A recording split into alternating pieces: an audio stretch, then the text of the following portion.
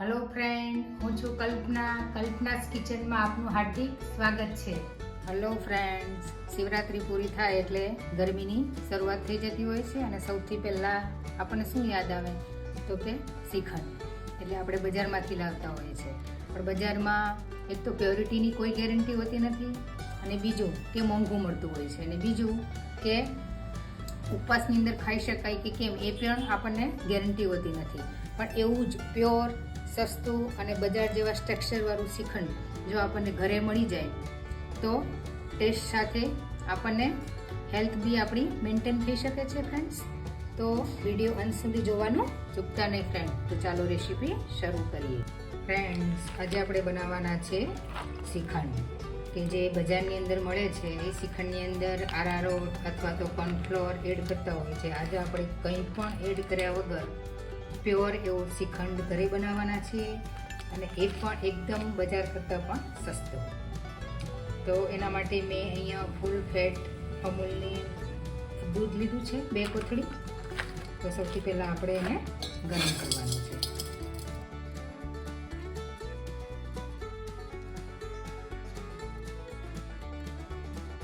હવે એને આપણે ગરમ કરી દઈશું. એને આપણે હલાવતા જઈશું જેથી કરીને તળીએ છે એ ચોટી ના જાય. દૂધ આપણું ગરમ થઈ ગયું છે. હવે ગેસની ફ્લેમ આપણે બંધ કરી દઈશું અને એને ઠંડુ થવા દઈશું. આપણું દૂધ જે ગરમ કર્યું હતું એ ઠરી ગયું છે, પણ 100% આપણે ઠંડુ નથી કરવાનું, 80% ઠંડુ રાખવાનું છે અને થોડુંક આપણે આંગળી બોળી શકીએ એટલું આપણે ગરમ રાખવાનું છે. હવે મેં અહીંયા દહીં લીધું છે 1 ચમચી અને ફેટી લીધું છે, એ આપણે એડ કરશું. દહીં છે એ આખું એડ નહીં કરવું, ફેટી નહીં લેવું, જેથી કરીને બધું મિક્સ થઈ જાય. જો દહીં આખું એડ કરશો તો ઉપર તરશે. મેં અહીંયા 1 ચમચી લીધું છે અને બધું વ્યવસ્થિત આપણે મિક્સ કરી દઈશું. કોઈ કબાટ હોય અથવા તો ઓવન હોય એની અંદર આપણે મૂકી દઈશું. ફ્રેન્ડ્સ, આપણે જે દહીં જમાવ્યું હતું રાત્રે એને ઓવરનાઇટ થઈ ગઈ છે ને, તમે જોઈ શકો છો. કંઈ પણ એડ કર્યા વગર આપણું એકદમ ઢેફા જેવું દહીં જામીને તૈયાર થઈ ગયું છે. હવે એક આપણે ગાણાની અંદર લઈ લઈશું જેથી કરીને એનો એક્સેસ વોટર છે એ નીકળી જાય. તમને બતાવું કે કંઈ પણ નાખ્યા વગર પણ દહીં કેટલું મસ્ત જામ્યું છે. એકદમ કઠણ એવું આપણું દહીં જામીને રેડી થઈ ગયું છે. તમે અહીં ચોસલા પાડો તો બી પડી જાય એવું સરસ આપણું દહીં જામ્યું છે.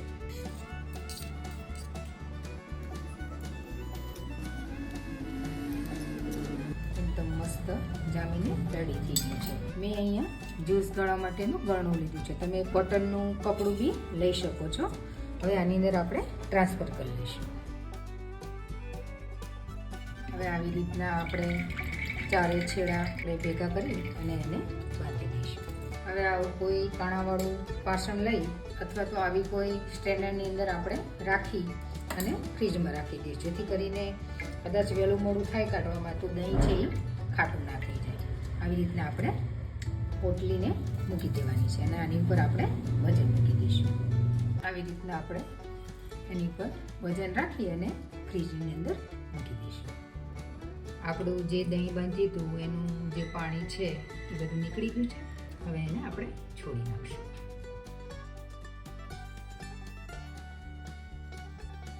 આપણો જે મઠ્ઠો છે એ રેડી થઈ ગયો છે. હવે એને આપણે એક સ્ટેનરની અંદર ચાળવાનું છે. તમે જોઈ શકો છો આટલું એક્સેસ વોટર નીકળ્યું છે અંદર. મઠ્ઠો છે આપણો 1/2 કિલો જેવો નીકળ્યો છે અને અહીંયા મેં સાકર લીધી છે.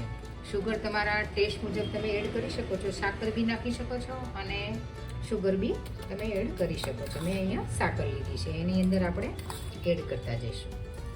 મેં થોડી દરદરી રાખી છે.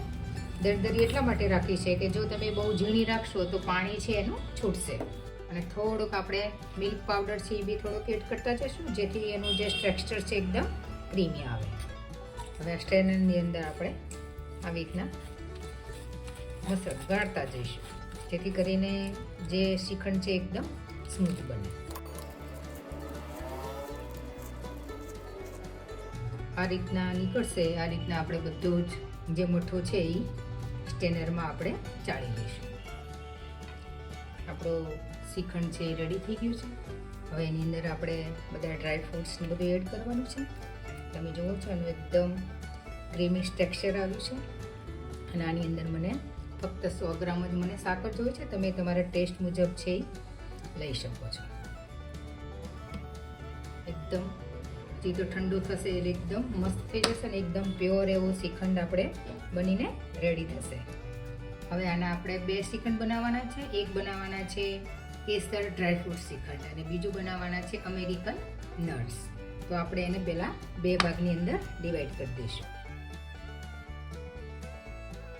પહેલો બનાવીશું આપણે કેસર ડ્રાયફ્રૂટ શ્રીખંડ. તો અહીંયા મેં કેસર છે એ પલાળીને રાખ્યું છે, તો આપણે એ એડ કરી દઈશું. કિસમિસ છે એ થોડીક એડ કરીશું. પિસ્તા છે એ એડ કરીશું. ડ્રાયફ્રૂટ્સ તમે તમારા મનપસંદ કોઈ બી એડ કરી શકો છો. એ મેં કાજુ બદામ લીધા છે, એ થોડાક આપણે એડ કરી દઈશું અને મિક્સ કરી દઈશું. એક શ્રીખંડ આપણો રેડી છે.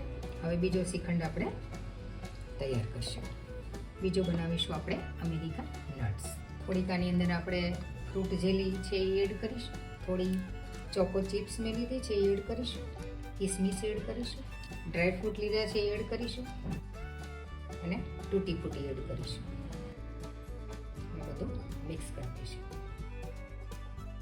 હવે આપણે બંને શ્રીખંડ છે એક સર્વિંગ બાઉલની અંદર સર્વ કરી દઈશું. હવે એ રીતના આપણે કેસરનો જે બનાવ્યો છે ડ્રાયફ્રૂટ વાળો એ બી આપણે સર્વિંગ બાઉલની અંદર લઈ લઈશું. તમે જોઈ શકો છો કે હજી આપણે ફ્રીજની અંદર સેટ થવા નથી મૂક્યો, છતાં બી એકદમ કઠણ બજાર જેવું સ્ટ્રક્ચર આવ્યું છે અને એકદમ ક્રીમી બન્યું છે. તમે જોઈ શકો છો નજીકથી બી એકદમ મસ્ત બન્યું છે. હવે થોડાક ડ્રાય ફ્રૂટ છે એનાથી આપણે ગાર્નિશિંગ કરી નાખીશું. સૌથી પહેલાં આપણે જે અમેરિકન નટ્સ છે એની ઉપર કરીશું.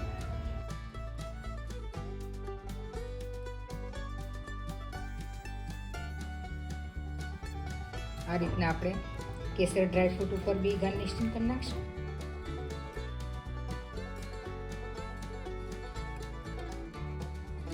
થોડીક વાર માટે આપણે ફ્રીજની અંદર સેટ થવા માટે મૂકીશું અને પછી એને બહાર કાઢીશું. તો ફ્રેન્ડ્સ, આપણા બંને શ્રીખંડ બનીને રેડી થઈ ગયા છે. અમેરિકન નટ્સ અને કેસર ડ્રાયફ્રૂટ્સ. અને નજીકથી બી બતાવું, એકદમ બજાર જેવું જેનું સ્ટ્રક્ચર આવ્યું છે.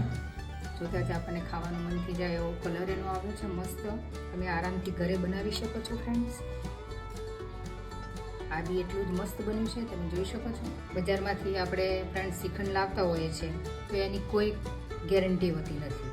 પ્લસ એની અંદર અવનવા પાવડર એડ કરેલા હોય છે, જેથી કરીને આપણે ઉપવાસની અંદર એ ખાઈ નથી શકતા.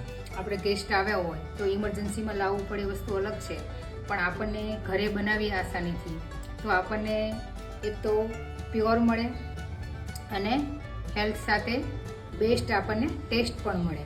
તમે જોઈ શકો છો કે આ તમે ખાશો તો તમને નહીં થાય એસિડિટી કે નહીં પેટમાં ભારેપણું લાગે.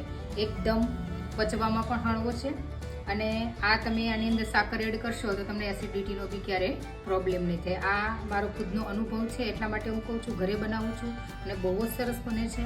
તો ફ્રેન્ડ્સ, એકવાર જરૂરથી ટ્રાય કરજો આ ઉનાળાની સિઝનની અંદર. અને આ બંનેમાંથી તમને કયો શ્રીખંડ વધારે ભાવે ફ્રેન્ડ્સ એ પણ મને જરૂરથી જણાવજો ફ્રેન્ડ્સ. અને જો રેસીપી સારી લાગે તો ફ્રેન્ડ્સ અને ફેમિલીમાં જરૂરથી શેર કરજો ફ્રેન્ડ્સ. તો મળીએ આવા જ અવનવા વિડીયો સાથે. તો બધા જ ફ્રેન્ડને જય શ્રી કૃષ્ણ. આવજો.